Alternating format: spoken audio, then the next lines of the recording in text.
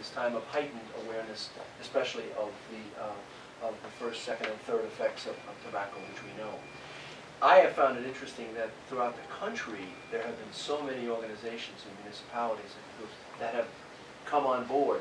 And when you look at what what New York State has done in terms of, these are all the counties that are in green, including all of the surrounding ones, including New York, okay, have come on board with this, so that even in Westchester County several years ago, they have put in place, this type of program.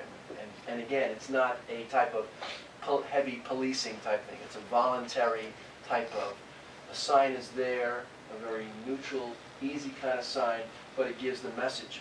So that recently, again, I'm sure you all follow what happened in New York City, and it was I'd say a little bit of a Donnybrook, in that there were a lot of feelings and thoughts about it, but ultimately, with quite a bigger place, as we know, with 164 parks at stake, but they ultimately did decide, and they are going forward with it. And of course, they have been leading in the climate change and environmental enhancement stuff in many, many ways.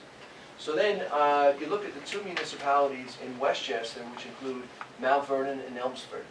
They have adopted, and they are under the, what they call the auspices, the umbrella of the tobacco-free parks.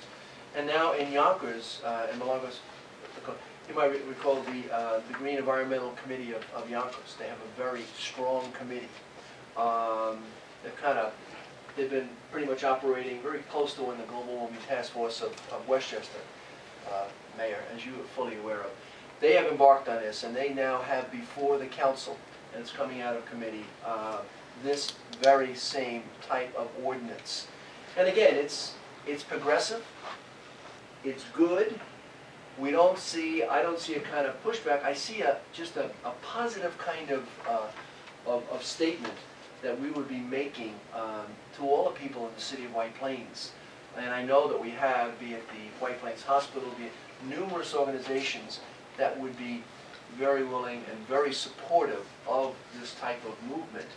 So it boils down to an ordinance, and there's one or two ordinances, models that have been used. And I've looked at a number of them, so have you. And I think if there was the sense of this, obviously we've got to open up for discussion now and see if there's a good feeling for it, or there's a consensus.